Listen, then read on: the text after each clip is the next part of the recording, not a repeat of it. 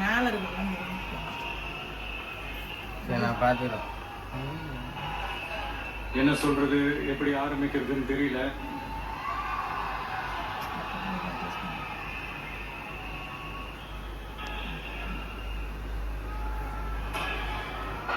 சினிமாவில் எப்படியாவது கஷ்டப்பட்டு வெற்றி அடையும்னு இருந்த ஒரு சாதாரண அசிஸ்டன்ட் டைரக்டருக்கு பிறந்த ஒரு பிள்ளையா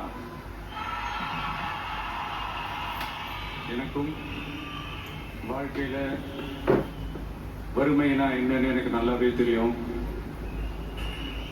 பசினா என்னன்னு எனக்கு நல்லாவே தெரியும். நான் ஒன்றும் பெரிய மன்னர் பரம்பரையில இருந்தெல்லாம் வந்துடல.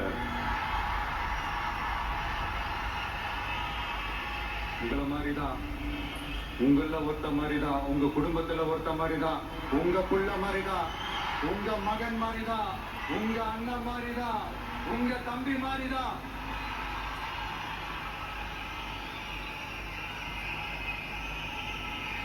அப்படிதான் நான் உணர்றேன். நீங்களும் என்ன அப்படி நினைச்சதுனாலதான் சினிமாவில் எனக்கு ஒரு மிகப்பெரிய ஒரு இடத்த ஒண்ணு கொடுத்தீங்க. அதையெல்லாம் விட்டுட்டு உங்களுக்காக நன்றி கடன் செலுத்துறதுக்காக அரசியலுக்கு வந்த உங்க விஜய, இந்த விஜய, நீ வா விஜய், நாங்களா இருக்கோம், பாத்துக்கிறோம். விஜய் தம்பி நீ வா, நாங்க இருக்கோம். விஜய் தம்பி நீ வா, நாங்க இருக்கோம். அண்ணா நீ வாடா, நாங்களா இருக்கோம். நண்பா நீ வா நண்பா, நாங்களா இருக்கோம் சொல்லி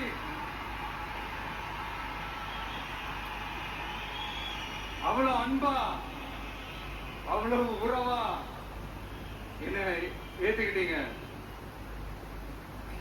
இந்த நேரத்துல இதை நான் சொல்லணும். இந்த டிராவல்ல, இந்த ப்ராசஸ்ல எனக்கு எவ்வளவோ கஷ்டங்கள், எனக்கு எவ்வளவோ அந்த அவமானப்படுத்தினதெல்லாம் ஒரு பக்கம் இருந்தாலும், எனக்காக கூட நின்ன உங்களுக்கும் அதே மாதிரி கஷ்டங்கள், அதே மாதிரி அவமானங்கள், அதையெல்லாம் நீங்க பெருசா எடுத்துக்காம, அதையெல்லாம் நீங்க பொருட்டாவே எடுத்துக்காம, என்னோட வலிகளை, என்னோட வேதனைகளை உங்களோட தான் நினைச்சு என் கூடவே நின்று இன்னைக்கு சி ஜோசப் விஜய் எனும் நான்